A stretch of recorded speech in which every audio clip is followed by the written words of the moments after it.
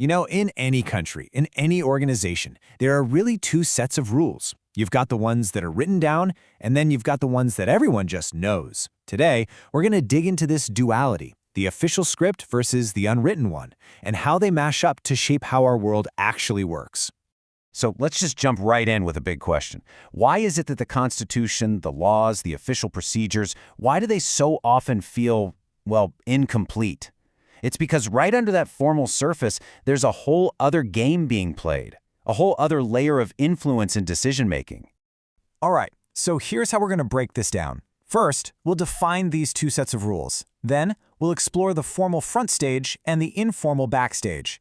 After that, we'll see how this plays out in a real-world case study from Pakistan, before we wrap it all up with why this duality is just so important to understand.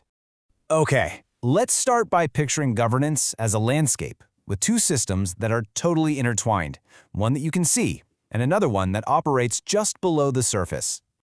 Now this, right here, is really the core of what we're talking about today. Think of them as the rules of the game.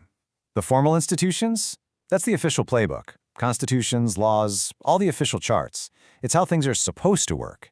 But then you have the informal institutions. These are the unwritten rules, the social norms, personal relationships, the shared understandings. And this is often how things actually get done.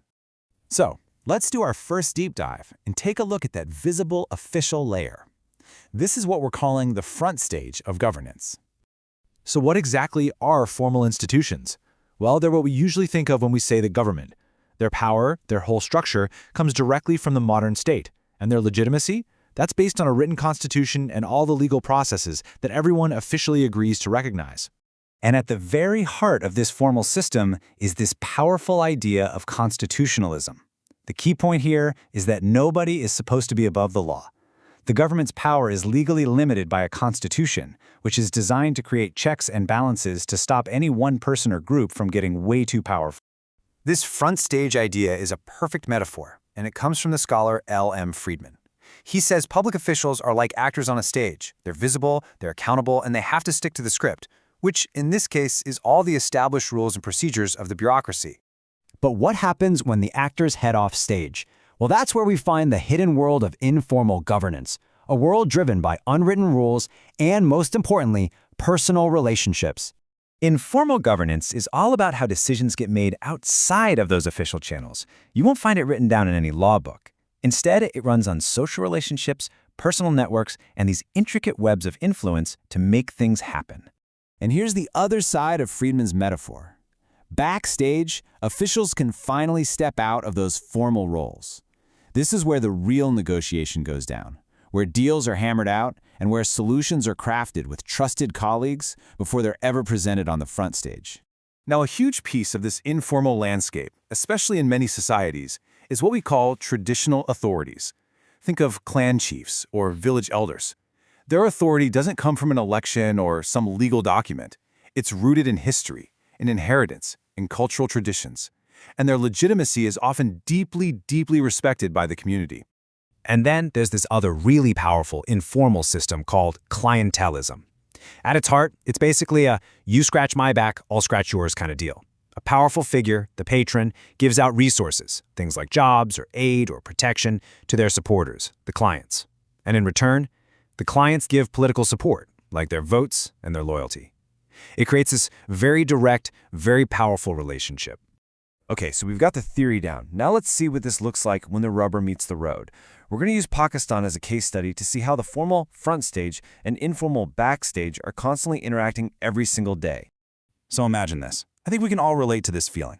You're trying to get something done, but the official government bureaucracy is just completely stuck. Total red tape nightmare. What do you do? This is where someone called a boundary spanner becomes absolutely essential. So a well-connected official, they're facing this formal roadblock, so they step backstage. They tap into their personal network, people they know and trust inside the system, to work out an informal agreement. And that back-channel deal, it breaks the deadlock, and all of a sudden the front stage process starts moving again.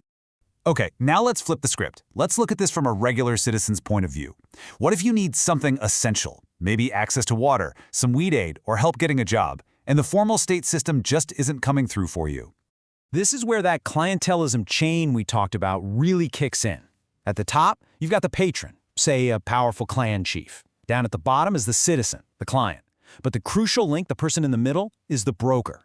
This is often a well-connected local figure, maybe a relative you call uncle. Now, this broker provides the citizen with access to the system. And here's the exchange, the quid pro quo. The client provides what the patron needs: votes, loyalty, support in the community. And in return, the patron, working through that broker, delivers what the client needs: a job, water, aid, maybe even protection from trouble. It's a highly effective system of getting people what they need, even though it's completely informal. So, what's the big takeaway here? Let's zoom out and look at the bigger picture. This constant dance between the formal and the informal, it has some really serious trade-offs. It's a bit of a paradox, actually. On the one hand, informal governance can be a lifesaver. It fills the gaps when formal institutions are just too slow or broken. It can create this innovative space for creative problem solving, and it builds crucial trust. But here's the catch. Because it all happens in the shadows, it seriously weakens transparency and accountability. And while it might solve a problem today, over time it can actually wear away at the formal rules, making them even weaker and creating a vicious cycle.